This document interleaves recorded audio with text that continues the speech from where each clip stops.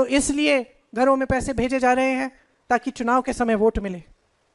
यहाँ कई महिलाएं बैठी हैं, हाँ शायद हर महीने कुछ पैसे आ रहे हैं या चुनाव आता है उससे पहले जहाँ भी भाजपा की सरकार है पैसे भेज देते हैं महिलाओं को, लेकिन उन 5 सालों में क्या उन महिलाओं को सुरक्षा दी? यहाँ पे अपराध बढ़ रहा है। उन 5 सालों में कितनी नौकरियां दी हैं?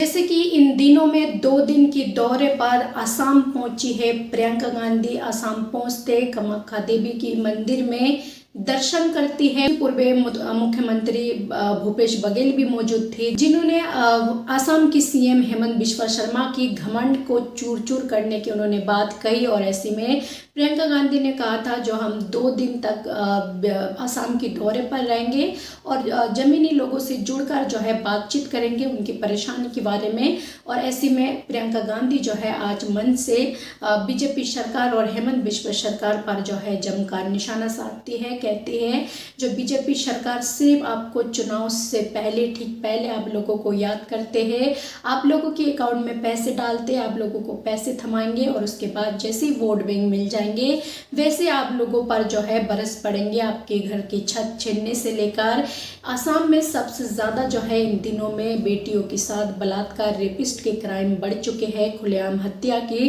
क्राइम बढ़ चुके हैं। हालांकि जहां जहां जिस स्टेट पर बीजेपी का सरकार है वहाँ जो है क्राइम बहुत ज़्यादा बढ़ गई। हालांकि 56 इसकी सीना चौड़ा कर दावे जरूर करते हैं बीजेपी पार्टी, लेकिन ऐसा नहीं है क्योंकि और ज़्यादा जो पिछले आंकड़े से ज़्यादा जब से बीजेपी सरकार है इनके आंकड़े में ज़्यादातर जो है बहन बेटियों की बलात्कार, खुलेआम हत्या के मामला जो है बढ़ चुके हैं और ऐसी असम में बढ़ चुके हैं।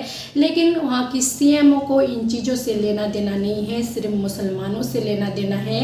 अगर उनकी मुसलमानों से नज़र हटेंगे जब वो असम की क्राइम की, बहन बेटियों की अब सुरक्षा की बात करेंगे तो ऐसे में इन्हीं मुद्दा को लेकर प्रियंका गांधी असम की सरकार और बीजेपी सरकार पर बरसी है। क्या कुछ कहा है प्रियंका गांधी ने, एक बार सुने।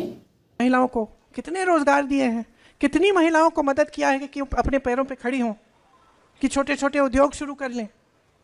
जब आप असलियत देखेंगे, जब असलियत पहचानेगी जनता कि सच्चाई ये है कि ये सारी बातें उनके ध्यान को भटकाने के लिए की जा रही हैं और आस्ते आस्ते उनके देखते देखते इस प्रदेश की सारी संपत्ति जनता के हाथों से निकल रही है, एक परिवार के हाथों में जा रही है जो राज कर रहा है इस प्रदेश पे।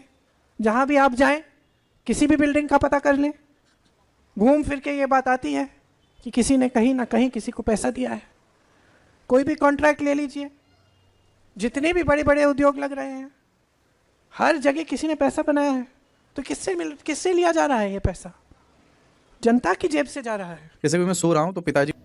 तो बता दें असम में चुनाव बेहद नज़दीक है। हालांकि 2 महीने के अंदर अंदर असम में चुनाव है। क्या लगते हैं जो असम की जनता इस बार बदलाव चाहते हैं, क्या कुछ लगते हैं इस पर? आपका जो भी राय है अपना राय कमेंट सेक्शन पर जरूर लिखें।